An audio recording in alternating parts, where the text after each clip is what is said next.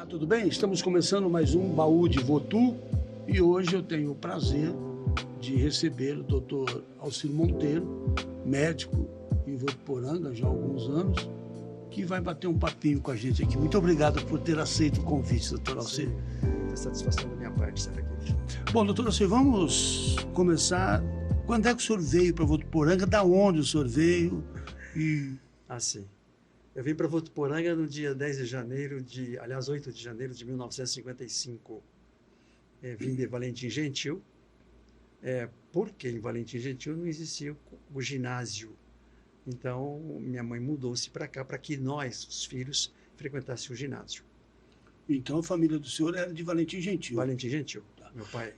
E aí a família inteira veio? Sim. Meu pai, eu vim primeiro com minha mãe, Esther, e depois o meu pai, José Paracatu, veio para cá com uma farmácia. Então o pai do senhor tinha uma farmácia? Tinha uma farmácia aqui na rua, na esquina da Rio Grande com Amazonas.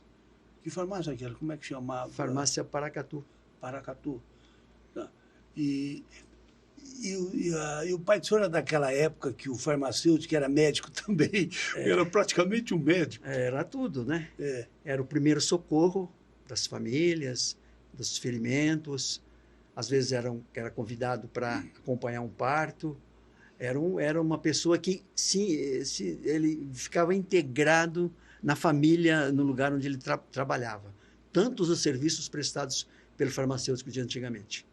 E normalmente eles eram práticos, né, doutor? Sim, práticos, né? Práticos. Meu pai, por exemplo, era um prático, mas um prático escolado. Ele fez cursos em São Paulo, em Niterói. Sim. Isso na década de 30, mais ou menos. Há muito tempo isso. Quer dizer, não tinha uma faculdade. Sim, não tinha. Mas tinha um curso. Tinha um curso prático que dava a ele a autoridade para ser farmacêutico. Em nome dele, ter uma farmácia. Então ele montou a farmácia aqui em 55? Em 56, mais ou menos. 56. Eu mudei para cá em 55, meu pai veio para cá em 56, final de 56, começo de 57. E onde o senhor estudou?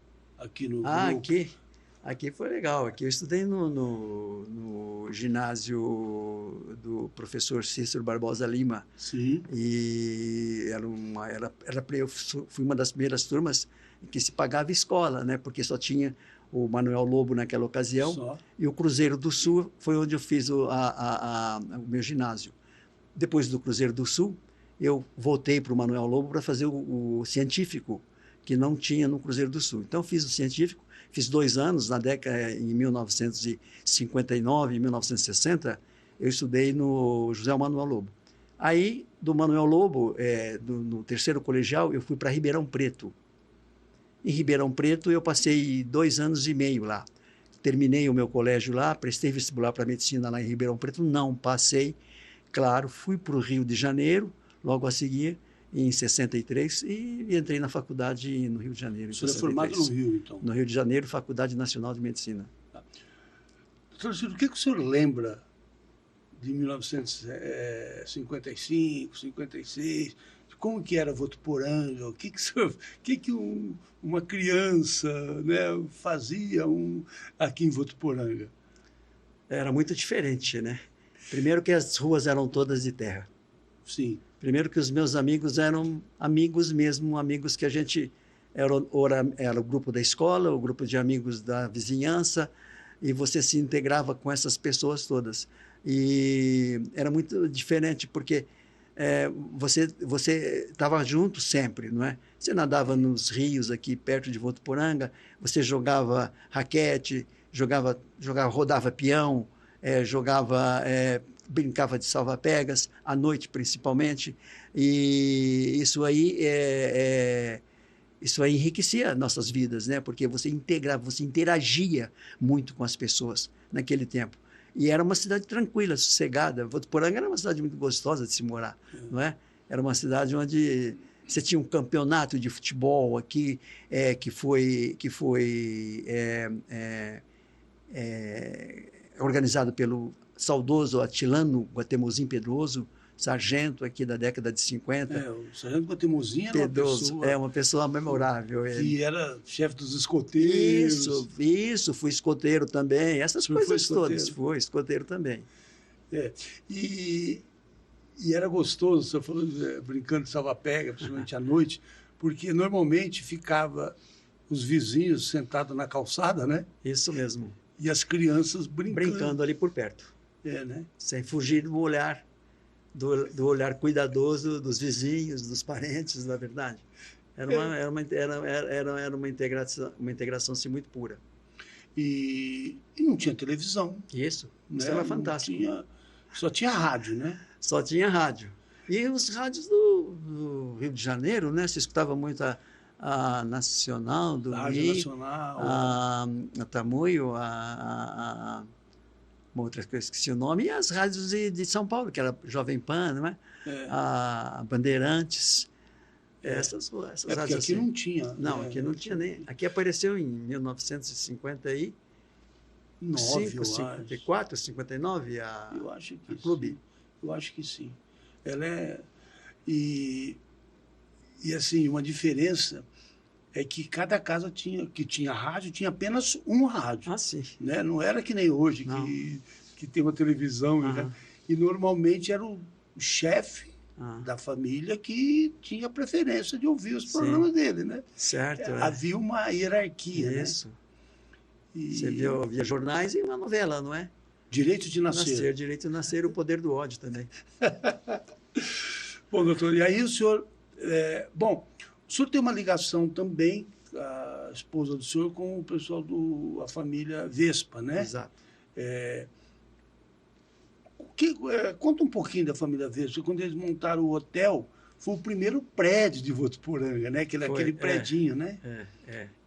Eu me lembro daquele predinho construindo, né? Quem construiu aquele prédio foi o avô de minha esposa, o Silvério Vespa, né? E ele tinha um hotel na frente, depois ele veio para o hotel, e aí em 1975 ele veio a falecer e o hotel acabou, mas o hotel perdurou aí por quase uns 20 anos, né? Mais ou menos. Sim. Ele inaugurou esse hotel que ano, mais ou menos? Deve ser 1956, 57, por aí. Foi que... E era uma novidade, né? Era uma novidade. Eu já entrevistei algumas pessoas que falavam que aqui Votuporanga já teve linha aérea, né? Isso. Já tinha... E diz duas, por sinal. Duas, por sinal. E os comandantes iam ficar no Hotel Vespa, né? Isso, era o hotel da cidade. Era no Hotel Vespa. Era o hotel da cidade. A Varig e a Real, né? A Varig e a Real. E era uma... E tinha movimento, viu? Né? Naquele tempo, naquela década, tinha movimento.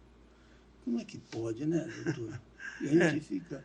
Eu estava conversando uma vez com o doutor Ramos Cury, porque o Ramos Cury, ele era agente, e a esposa dele também, né? Sim. Um era da Varig e outro... VASP ou Varig? VASP. VASP, né? Não, VASP e Real, né? E Real.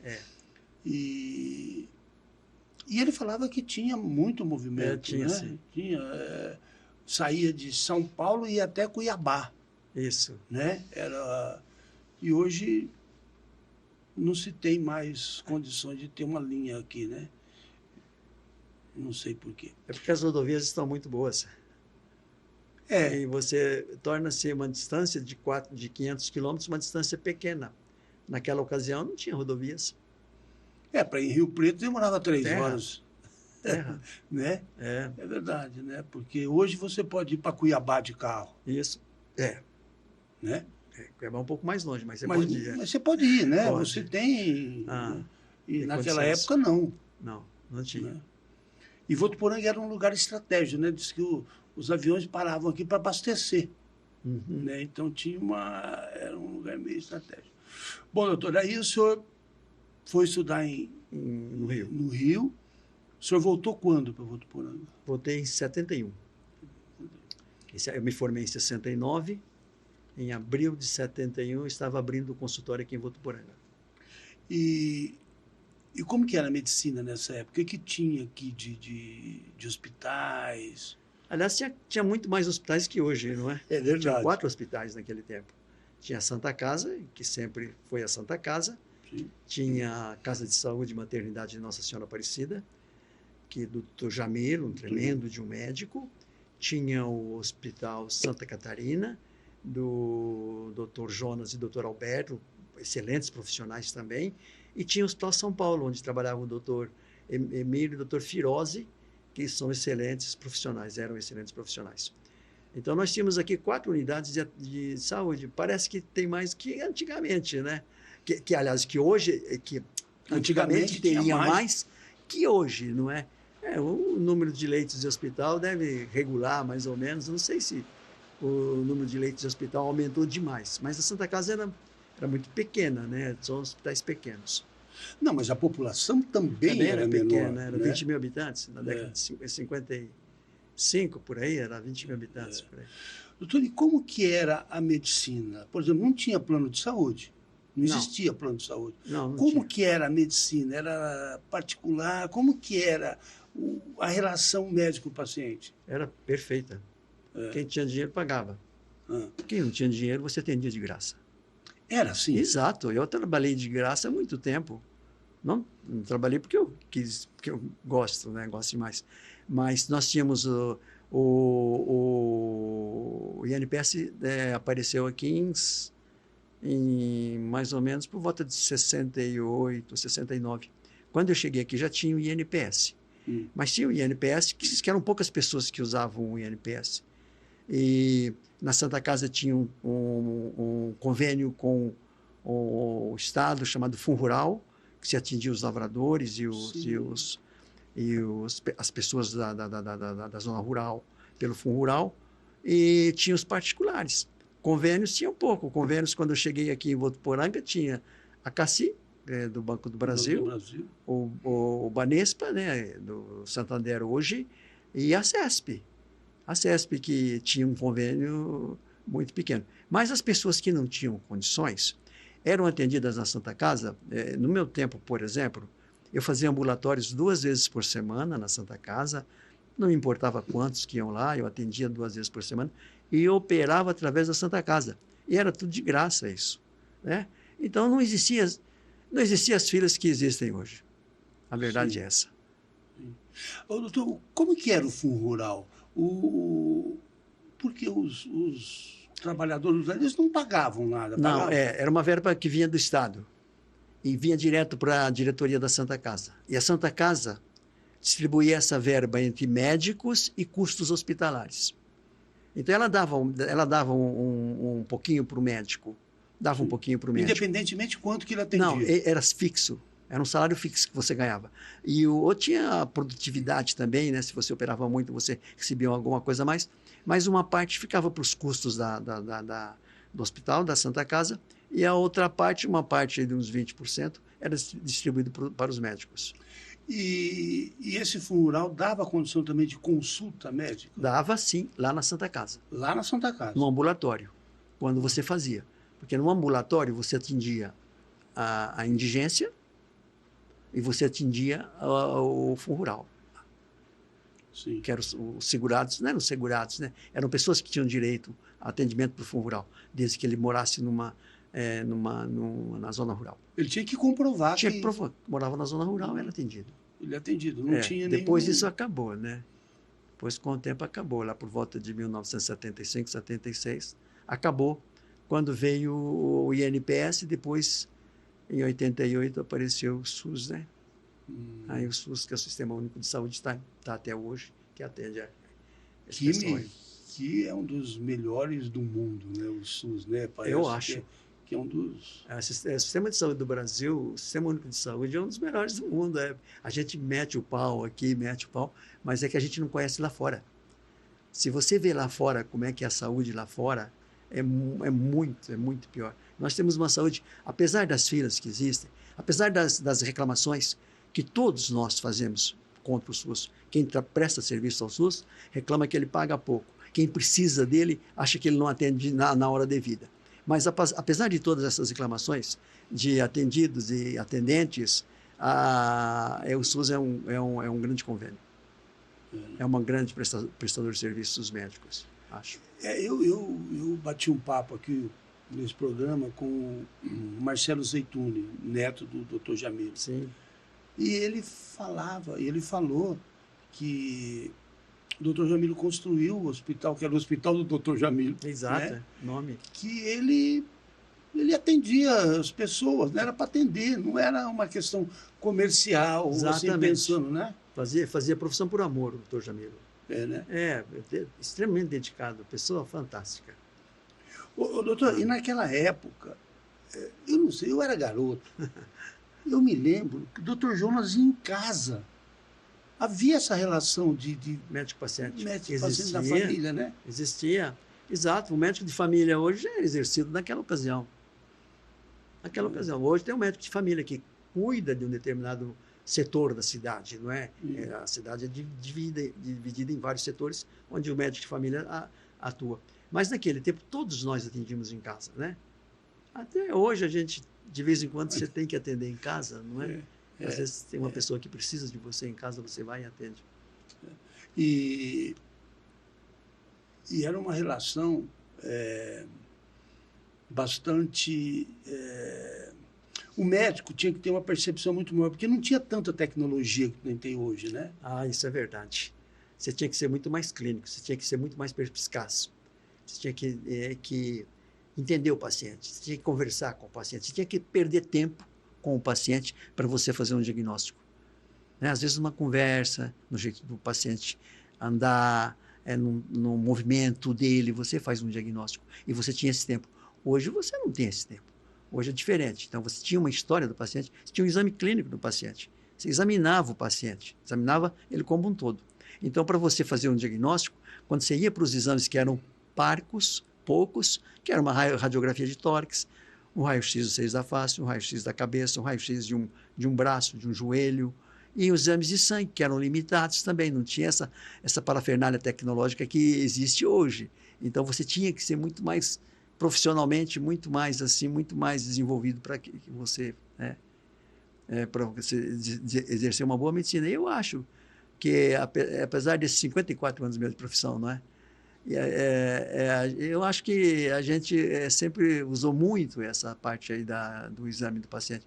Então, hoje, por exemplo, é muito diferente, né? O atendimento de um médico que está 54 anos na profissão, de um médico que está 2, 3 anos. Sim. É muito diferente.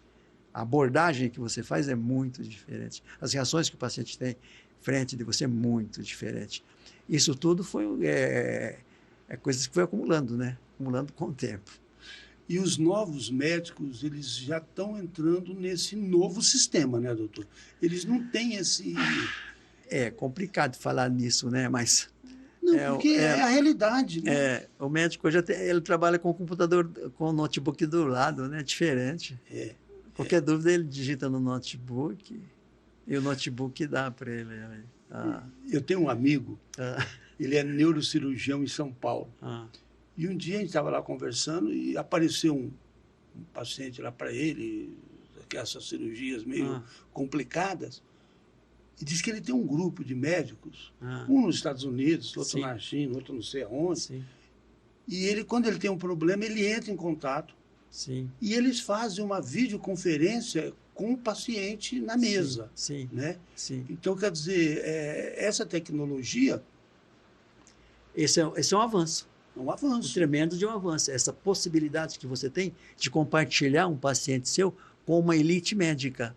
Isso é fantástico. Isso a gente tem. Isso, nós temos um grupo, né, na minha especialidade, otorrinolaringologia, nós temos um grupo de médicos um grupo RLBR, nós estamos em mais ou menos 230 profissionais que estamos interligados online. Quando você tem um paciente que você tem determinados sintomas que te leva a dúvidas, você joga na linha, joga no online ali, todo mundo dá sua opinião e seu pitaco. E você esclarece. Porque esse amigo Isso meu é fantástico. esse amigo meu me diz o seguinte, é comum. Às vezes você fala uma coisa e fala, não, eu já passei por isso há um mês. Então, você encontra um médico que já teve aquele problema, sim, né? Sim. E aí você resolve, né? Quem sai levando vantagem com isso é o paciente. Mas, em compensação, doutor, a medicina está ficando mais cara, né? Está ficando caríssima, não é? Os custos da medicina é caríssimo. Hoje é inviável, né? Você arcar com as responsabilidades particulares de uma internação. É difícil isso, não é? Ou você tem um convênio, ou você tem outro convênio, né? ou você vai por o SUS, né? Então é difícil, é muito caro. Mas a medicina é cara porque a tecnologia está muito avançada. Exatamente. Qualquer examezinho e tem outra coisa, outras profissões que apareceram, são os técnicos, né? Os técnicos que nos ajudam, que antigamente não existia isso. Os paramédicos, por exemplo. Paramédicos. É coisa nova. É coisa nova na medicina. E essas pessoas precisam ganhar dinheiro. Eles precisam ser valorizados, né? Valorizados, na realidade, tem que ser o valor. E isso tem custo, gera custos, né? Os exames complementares que você faz, uma tomografia, uma ressonância magnética, coisa que você não tinha há 20 anos atrás, acho que não tinha nem ressonância magnética aqui em Votuporanga. Sim. A tomografia chegou aqui no final da década de 90, por aí, 95, por aí, 96, e são exames caríssimos, né? De altos custos. Isso aí onera a medicina. Mas, quando ela onera a medicina, ela dá ao médico condições para diagnóstico. Sim. E o paciente é favorecido nisso aí. Sim. É mais preciso, né? Exato, Doutor, tem uma coisa que a gente conversa muito e a gente fica lembrando, antigamente não tinha isso. Por exemplo, Alzheimer. Uhum. Sempre teve, né, doutor? Sempre que a gente falava que o cara ficava... Caducou, ele caducou. É Alzheimer, né? Mudou de nome, mas a doença continua a mesma. Sim. Isso que você quer falar, não é? Porque o cara está meio caduco. Não, tem muitas coisas que não foram inventadas, né? Hoje, não apareceram ontem, antes de ontem. Apareceram ao longo da existência do ser humano sobre a Terra. Apenas mudou de nome. Sim. Né? Então, Alzheimer é uma delas. Boa memória. Agora, na área do senhor, por exemplo, o que era... tinha com mais frequência que vocês enfrentavam e que era difícil de diagnosticar? Você tinha, por exemplo, quais eram as doenças mais comuns na época, doutor? São as mesmas de hoje? São as mesmas de hoje. Apenas são mais fáceis de serem diagnosticadas. Mas são as mesmas de hoje. Um exemplo, por exemplo, os tumores de ouvido, né? Tumores do nervo do ouvido, tumores da região das inflamações de ouvido, eram difíceis de ser diagnosticadas e detalhadas quando eles tinham que ir para uma cirurgia, né? Detalhadas sob o ponto de vista assim, de você fazer uma fotografia correta, onde você vai entrar, o que você vai fazer. Isso era difícil porque nós não tínhamos tecnologia para isso. A gente estudava a mastoide, o crânio, com radiografias. Radiografias foram úteis, demais. Sim, mas não chegam perto de uma ressonância magnética, de uma tomografia computadorizada, que hoje está aí ao nosso dispor. E está fácil de dispor isso aí. Então, essas doenças que precisavam de exames, ficaram mais fáceis de serem tratadas. Doutor, havia muita surpresa na hora da cirurgia, quando abria o paciente? Existia, claro. Você não tinha detalhes? Sim, hoje você tem detalhes, exato. Você faz uma angiografia cerebral, hoje você vê tudo. Vê onde a veia vai, onde está o novelo que está entupindo, onde que está... Hoje é uma facilidade fazer um diagnóstico de um AVC. Sim. Mas uma ressonância magnética, poxa, sabe? Na hora já. Na hora você vê onde está. Naquele tempo, não. Você não sabia onde estava a doença. Você não sabia quais são as consequências, as complicações. Hoje você tem isso tudo nas mãos, né? Dependendo do retrato que você tem ali, da foto que você tem da doença, né? Que é a ressonância magnética, claro. Você tem um prognóstico. Sabe o que vai acontecer com o cara. Ou não. E tinha que ter muita percepção, sabendo o que o paciente falou para o senhor, né? Tinha que ser crível a história que o paciente sempre conta para nós, né? Era difícil, e é difícil, continua sendo difícil hoje, quando você já pega um paciente em comatoso, que não tem como se comunicar mais com você. Sim. Aí só através de exames para você chegar a um diagnóstico. Doutor, nós temos algumas doenças, sei lá, essa doença, por exemplo, cegueira, surdez. O senhor acha que um dia a medicina vai conseguir, por exemplo, uma pessoa que nasce surda, dar audição para ela, pelo histórico cego. do senhor, que nasce cego? Eu acho, eu tenho uma visão filosófica disso aí. É uma visão filosófica, você vai gostar da minha visão. Então conta. Eu acho que o olho é uma antena. Ele recebe os estímulos, as imagens. Acho que o ouvido é a mesma coisa. Ele recebe os estímulos sonoros. O ouvido e o olho. Vamos focar nesses dois. Tem os outros também. Tá. Mas isso aqui, esse olho meu, é só uma antena. Ele recebe a imagem. Eu não preciso dele para interpretar a imagem. Porque a imagem e o som é interpretado na córtex, lá dentro da cabeça. Tem um setor aqui que processa as informações. Ora, bolas, se eu encontrar uma forma de mandar essas mensagens para cá, tirando o meu ouvido, tirando o meu olho, eu enxergo, escuto. Você está entendendo? Sim, perfeito. Está entendendo? Perfeito. Eu acho que vai ter cura, sim, cegueira vai ter cura. No dia que inventar, já tem. Tem um personagem na TV, você já viu ele, que usa um óculos? Acho que naquele Star Wars, Guerra nas Estrelas, tinha um cara, ou a Jornada nas Estrelas, tinha um japonesinho que andava com óculos lá. Lembra? Ele era cego, andava com óculos, e aquilo. E sim, na década de 60 já se pensava nisso. Ele buscava as imagens aqui fora e mandava para a córtex, para o central de processamento de dados. Que nós temos aqui na cabeça um processamento de dados, não é verdade? Sim. Nós somos um computador, na realidade, não é? Sim. Então, o som é a mesma coisa. O som, você não precisa ter isso aqui, para o som chegar lá, para atravessar a membrana do tímpano, bater lá no martelinho. Bater o martelinho lá, para você caminhar por um nervo, chegar lá na córtex e lá que você vai escutar. Tanto é que tem doenças que as pessoas não escutam com audição normal. Eles não entendem você. Não entendem. E você vê que a audição dele está normal. Não entendem por quê? Porque não está processando, a córtex não está processando aquilo que ela recebe. Quer dizer que a doença às vezes está lá na córtex. Agora, se a doença estiver na córtex, onde se processa os dados, aí fica mais difícil. Cura, né? Mas eu acho que cegueira e surdez que vão nascer, pessoas vão... É só você viver mais uns 200, 300 anos, você vai ver isso. Nós não vamos ver, doutor. Doutor, duas coisas que eu queria ver.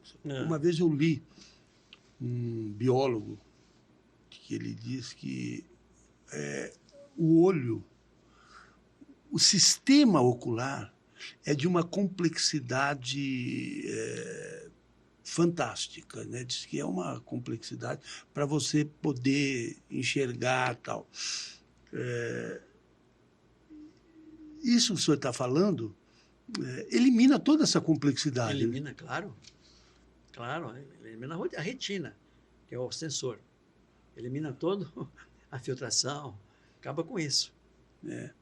Agora, mesmo o córtex tal, também vai ser possível consertar se ele estiver estragado. Então, né? Esse mecânico aí para consertar o córtex é que está difícil de encontrar. É porque o córtex é muito delicado. Lá é diferente a coisa. Lá na máquina que processa os dados é muito diferente. É lá que nós temos que trabalhar nela.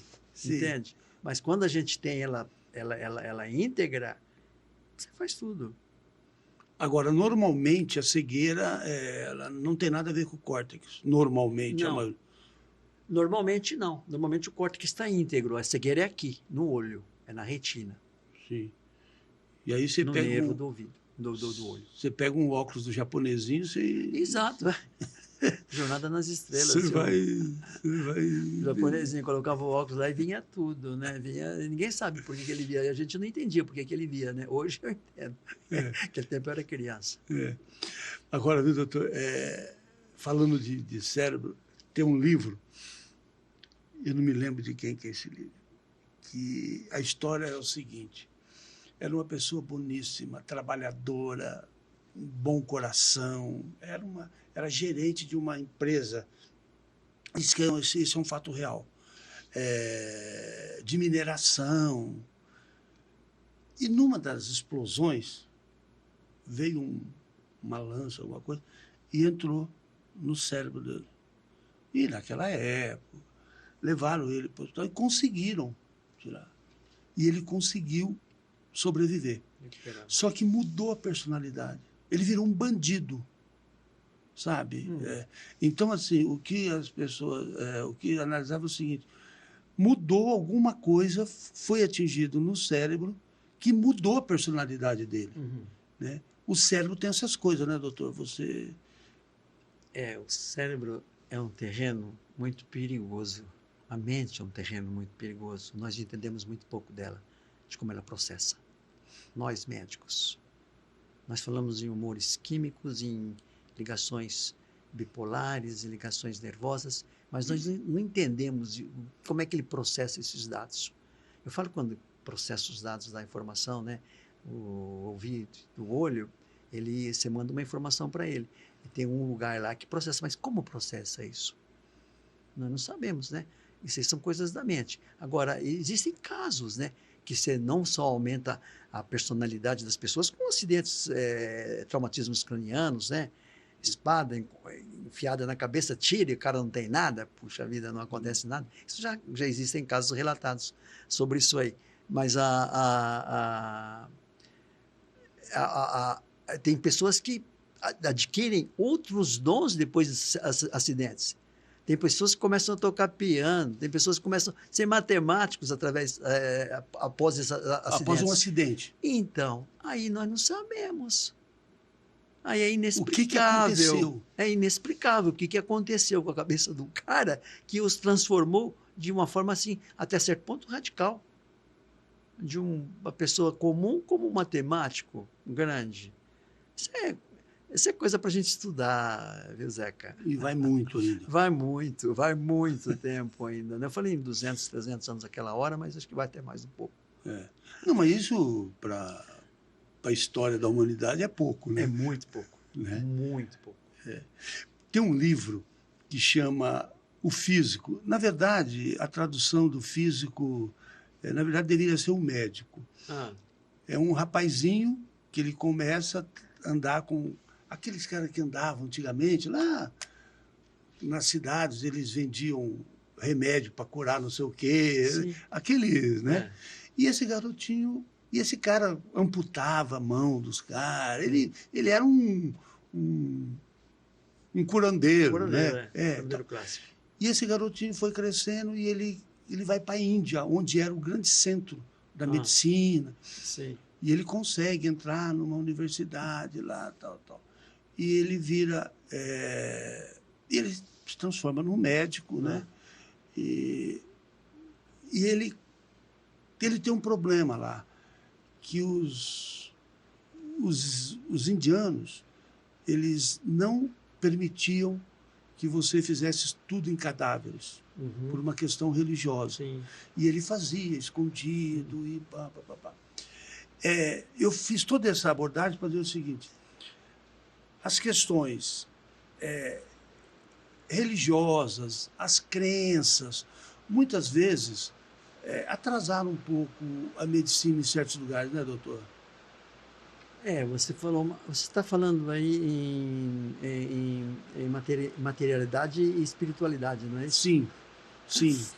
Isso é um vasto campo de estudo, não é verdade?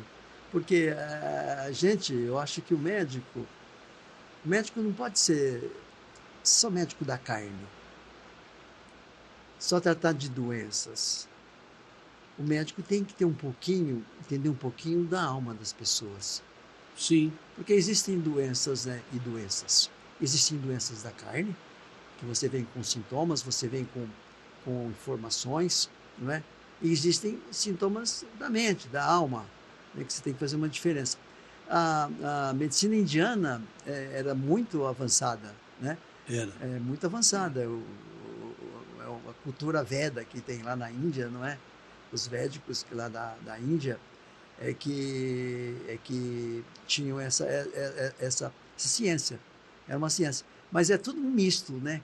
Na realidade, o médico antigo ele era curandeiro e ele era espiritualista, era tudo junto, né? Então, quando ele pegava uma pessoa doente, ele procurava tratar das doenças da carne e as doenças da alma. Né?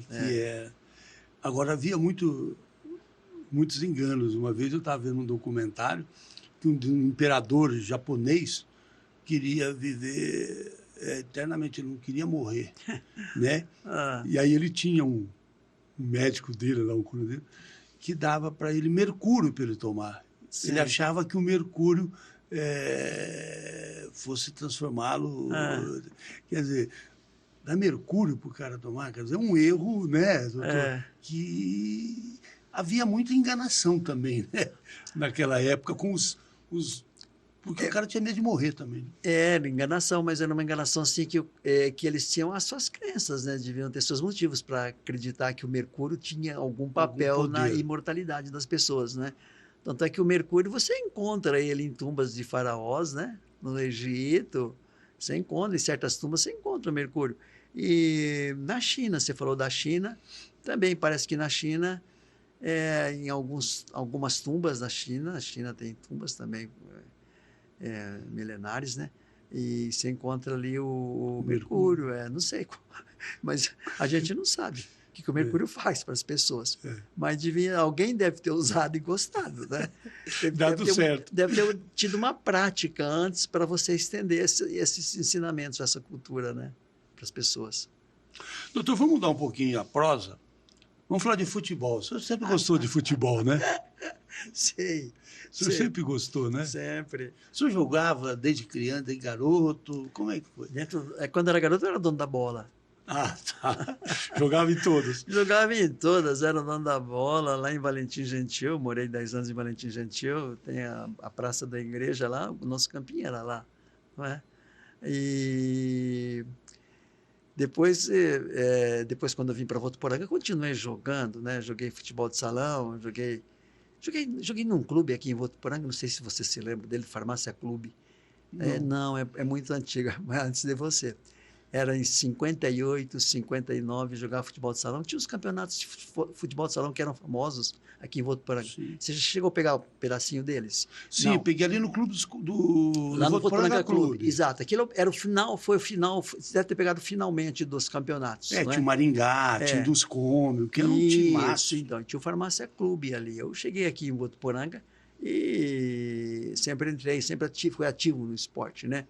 E jogava nesse time aí. Apanhava que nem gato, balaio de gato, sei lá mas a gente estava jogando lá. E depois eu participei do campeonato em 1958, em junho de 58, o Atilano Guatemuzin Pedroso fez um campeonatinho para infanto juvenil aqui em Votuporanga. E tinha acho que 8 clubes. E eu joguei nos Santinhos, no Santos. Tinha o São Paulinho. Tinha o São Paulo, o Flamengo, a Portuguesa de Esporte, o Corinthians, o Palmeiras, né, com os 4 grandes. São Paulo, a Portuguesa era um time grande naquele tempo. O Vasco e o Flamengo. O Vasco e o Flamengo. Dava 8 clubes, 8 times. Mas todos eles eram formados pelo Tenente Guatemuzin ou não? Não, cada um? Todos eles eram administrados pelo Tenente Atilano Guatemuzin Pedroso. E jogava onde? Lá no Plínio Marim, nós jogávamos, era ali, cara, o campeonato era firme, era forte. Joguei lá no Plínio Marim. Aí, depois disso aí eu fui estudar, não é? Aí eu já tinha 15 anos, 14 anos, 15 anos. O senhor pegou o Frei Arnaldo também? Peguei o Frei Arnaldo, vixe, o Frei Arnaldo saiu com ele demais. Ele naquela caminhonete maluca dele, cheia de moleque. Não tinha problemas de rodovia, né? Não tinha. E não tinha acidentes, não tinha nada disso. Eu saía com ele, grande pessoa, Frei Arnaldo, grande pessoa. Adorava futebol. Adorava futebol corintiano, da mais pura cepa, não é? Ele tinha o Corintinha, né? O time. Tinha o Corintinha, teve o Corintinha. Então, quando o Corintinha espalhou aqui em Votuporanga, eu já estava fora. Eu tinha 17 anos, eu já tinha ido fora. Então, eu não participei disso aí, não. Mas os meus colegas, né? O Ney, o Julinho Barbieri, essa turma toda aí, sempre participou desses times. Aí eu parei com o futebol assim que eu mudei para Ribeirão Preto, aí não tinha mais jeito. Aí quando voltei, em 70, 71, nós tivemos um clube aqui, um time de médicos aqui em Votuporanga. Tinha um time de médicos que atuava na região aqui, não é? E vocês treinavam no Clube dos 40? Não. No Clube dos 40 e na ABB, às vezes. Na ABB. É. Eu jogava lá no ABB, no Clube dos 40 eu ia aos sábados, e na ABB eu ia, acho que na quinta e terça, um negócio assim. A ABB era forte aqui. Não, e no ABB, eu joguei no time do ABB de vez em quando, lá eu fiz lá. O seu Zé Galera ia me buscar em casa para jogar. E lá no ABB tinha muitas partidas de futebol, né? Era bem movimentado. Era né? ativo, o clube era ativo. Era um clube frequentado, né? Acabou, né? O ABB acabou, né? Acabou. Os clubes enfraqueceram, né? Não tem mais sentido. Não tem mais sentido. E o Clube dos 40, o senhor fez parte? Fiz parte, sou sócio dele, sou sócio patrimonial do Clube dos 40 até hoje. Como é que surgiu o Clube dos 40, doutor? Eu não estava aqui. Quando eu cheguei aqui, já existia o Clube dos 40, em 71. Mas em 68, eu era estudante, eu já frequentava o Clube dos 40. Chama Clube dos 40 porque eram 40 sócios. 40 primeiros sócios, né? Os 40 primeiros sócios. E tinha bastante médico também, né? Doutor? Tinha um monte, todos eles quase participavam do clube, né? Aqui, o Emiro, o Elcio, o Hermínio, e todo mundo quase aqui, o Wilson Roncati, um monte de tudo. O Wilson Roncati era... Eu joguei no juvenil do Clube dos 40, o Fifi era o técnico. Fifi, Era o técnico. Fifi, o Albano, né? O Albano jogava muita bola. O Albano era craque de bola. Mas o senhor não participou de campeonatos amadores daqui? Aqui não. Não. Aqui em Votuporanga não. Participei de um campeonato amador em Jales. Com 28, 29, 30 anos. E lá tinha um campeonato, porque Votuporanga teve um campeonato amador. Tinha um campeonato amador muito bom em Jales. Muito bom. Eu participava num Corintinha lá de Jales. O senhor é corintiano? Sou corintiano. Não me vai falar do Corinthians hoje, hein? Hoje não. Hoje não. Mas doutor, agora, existia um campeonato forte, porque essa era a nossa diversão, né, doutor? Sim. Tá certo. Tá certo. Não tinha O que você ia fazer? Tinha bote aí no Clube dos 40 que agregava muitas pessoas, né? O bote acho que acabou. O Clube dos 40 faz lá uns 2, 3 anos que eu não vou lá. Mais ou menos. Porque hoje... Porque antigamente você tinha campinho de futebol em tudo quanto era quanto era lugar, né? Então, cada lugar tinha uma molecadinha que brincava, né? E aí tinha o Açari, tinha um time bom, né? Era o esporte da moda, era um modismo futebol, e não tinha outros concorrentes com esporte. E não tinha outros concorrentes com essa impetuosidade das crianças, dos jovens, né, de se interagirem. Você gostava de interação. Sim. Né? Eu estou falando agora de televisão, que primeiro apareceu a televisão. O rádio não espalhou ninguém. A televisão também não espalhou ninguém. Ela trouxe as pessoas da calçada para dentro de casa, né? Sim. A televisão fez isso. Fez. Agora, a internet, ela espalhou as pessoas. Porque o poder da internet é um poder assim muito intenso de comunicação. Você, para conversar comigo pela internet, você não precisa estar perto de mim. Não, você pode estar no milhares de quilômetros. E nós podemos nos interagir fraco. Isso aí eu acho que separou essa interação de pessoas conversando, olhando umas para as outras. Isso está ficando mais difícil de fazer e vai ficar mais difícil com o passar do tempo. Acho que vai ficar mais difícil. Doutor, eu tenho um neto, o senhor liga para ele e não atende. Aí, quando cai a ligação, ele manda uma... O que quer?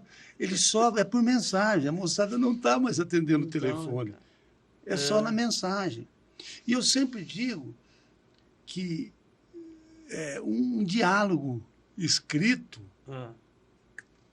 traz uma coisa... Porque você precisa ter a tonalização, a entonação, né? Isso. A indignação. Isso. É com a voz, não é com o escrito. Isso. Né? Isso. E hoje nós estamos perdendo, que nem O senhor lembra da Votuporanguense? Lembro, claro. Que era um... Todo mundo ia para lá nos domingos. Todos nós. Era uma festa, festa. né? Ah, festa. E Torcia, né? quando vinha o FFC, então... Nossa Senhora. Aí a coisa pegava fogo, hein? Então, e hoje, isso não existe, Não, né? não existe. Cada um está na sua casa. Você tem dificuldades hoje. A Votuporanguense, né? A Votuporanguense é uma coisa que eu acho que tem que ser reavivada, a Votuporanguense, né? Hoje eu li uma notícia no jornal dizendo que o técnico já está contratado. Né? Sim. Não sei se você já viu isso. Tá. O Rogério Rogério Correia. Correia. Então, tá contratado. Agora ele vai montar o time para o campeonato. Agora, nós tínhamos que ter um time para assim, mais fixo, né? A gente monta time só para o campeonato. Só para o campeonato. Isso fica muito sem graça. A gente não pega amor nos jogadores. Você não gosta, você não constrói um ídolo ali. Né? Quando você vai construir, o cara já está saindo do time. Quando você começa a gostar do time, acaba o campeonato, acaba o time. Isso é ruim para nós. Né? Não, se você lembrar, quer dizer, fala de goleiro da Votuporanguense. Lembra do Raimundinho? Do Raimundinho. Quantos anos o Raimundinho jogou aqui? A vida inteira. A vida inteira. Né? O A Raimundinho, vida inteira. O Albano. O Fifi. O Jorge. Já ouviu falar do Jorge? Qual Jorge? Jorjão, do Olaria. Ah, o Jorjão. Quarto zagueiro, né? Não, meio de campo. Meio de campo? Cabeça de área. Volante. Volantão. Volante. O Haroldo, ponta direita. Haroldo. Né? Ele teve toda... Então, a gente tinha uma relação... O Vilmar, o Bugre. O Bugre veio de Santos em 62. Português santista. Morreu em Votuporanga. Morreu em Votuporanga, Ele, o Fifi. O Lupércio. O Lupércio. Né? Tremendo jogador. Quer dizer, a gente tinha uma ligação forte com eles. Eles eram nossos ídolos. Isso. Né? Agora também, doutor, tem uma coisa. O salário do jogador da Votuporanguense naquela época não era muito menor do que o salário do Corinthians. Havia diferença, mas era pouca. Hoje, qualquer perna de pau joga no Corinthians ganhando 800 mil por mês. Qualquer perna de pau. Não é? E como é que você sustenta um jogador aqui em Votuporanga pagando R$2.000? Não é difícil. Não é difícil. Né? Eu concordo com você que é muito difícil montar um time e sustentar esse time. Administrar esse time. É muito difícil. É um trabalho, assim, um desafio. É um desafio. Que o Rogério vai ter que ter, que a direção da Votuporanguense vai ter que ter. Vamos ver se a gente consegue, não é? Porque estádio nós temos, né? Temos, e bom. Hoje temos um estádio fantástico. Para a cidade está muito bom. Mas falta um time agora. Não, porque antigamente, ou você, domingo, ia no campo, ou ia no campo. Não tinha outro lugar para você ir. Hoje, você tem centenas de opções, né? Então, fica muito mais difícil. Doutor, estamos chegando ao fim. Foi um prazer enorme conversar com o senhor. E vamos ver se a gente vai estar vivo com algum avanço da medicina, que não esperar os 200 anos. Né? Porque a medicina avança todo dia, né, doutor? Parece que eu assustei você com os meus 300 anos, hein, Zeca? Mas a medicina avança todos os momentos, todos os segundos, a medicina está avançando. Hoje mesmo tem muitos experimentos aí que já vão ser usados aí com bastante frequência na prática médica. E essa evolução, esse avanço médico, cada dia que passa ele está sendo mais veloz, mais rápido, chegando mais depressa. E isso só traz benefícios para os pacientes e para os médicos aplicados também, não é? Aqueles que gostam de trabalhar, e pesquisar, e investigar os casos, né? Quando você tem mais recursos, você se aproxima dessas investigações. E eu acho que esse avanço aí é dioturno, é dia e noite e vai embora. Não dá para dizer que hoje é mais fácil, entre aspas, praticar medicina do que antigamente? Não, é mais fácil. É mais fácil? Pelos avanços tecnológicos que você tem. Né? Os diagnósticos hoje são mais. Coisa que você não fazia diagnóstico, que você tinha que matutar. Hoje não, hoje 3 vezes 4 é 24, 12 e acabou. Sim. E hoje qualquer médico tem toda essa tecnologia em mãos. Sim, em mãos tem. Em mãos tem. Aqui tem, Votuporanga é um centro, não é? Centro avançado. Alta tecnologia nós temos aqui em Votuporanga. Nós temos um centro médico muito importante em Votuporanga. Sim. Um centro médico fantástico aqui em Votuporanga. Eu acho que a região é bem servida, porque tem Votuporanga, Rio Preto também, Sim. tem um centro médico Sim. fantástico, né? Então a gente... Fernandópolis e Jales também tem, mas Votuporanga está à frente. Pela Santa Casa. A Santa Casa oferece esses recursos, é muito bem administrada a Santa Casa. A Santa Casa oferece esses recursos. Não dá para reclamar da Santa Casa. Não, de jeito nenhum. Padrão. E eu vou falar uma coisa para o senhor, doutor, eu falo isso sempre. Eu nunca tinha usado o sistema de saúde. Né? Recentemente eu precisei usar. Eu fiquei impressionado com atendimento, com carinho, com respeito, e de todos, não é só dos médicos, não, de todos, desde o primeiro atendente, né? E assim, a preocupação. Sim. Então, não dá para reclamar. Não. Serviços são prestados de forma fantástica. Né? Os serviços são prestados, não tem, quando o médico, quando o paramédico, quando as pessoas envolvidas com a medicina estão na frente de um paciente, você não quer saber se ele é Unimed, se ele é Saúde, se ele é particular, se ele é Cabesp, se ele é Cassi. Você quer saber do paciente. E esse tipo de cultura a medicina de Votuporanga tem. Sim. E isso só traz vantagens para nós todos, né? Para o paciente, para os prestadores de serviços. E para o médico também deve ser um orgulho quando você cura uma pessoa. Né? Quando você soluciona o seu problema, né? Às vezes você não cura, não, mas só ajuda. Ajudar é muito bom. As pessoas. Faz o que pode. Faz o que pode, Doutor, muito obrigado por ter vindo.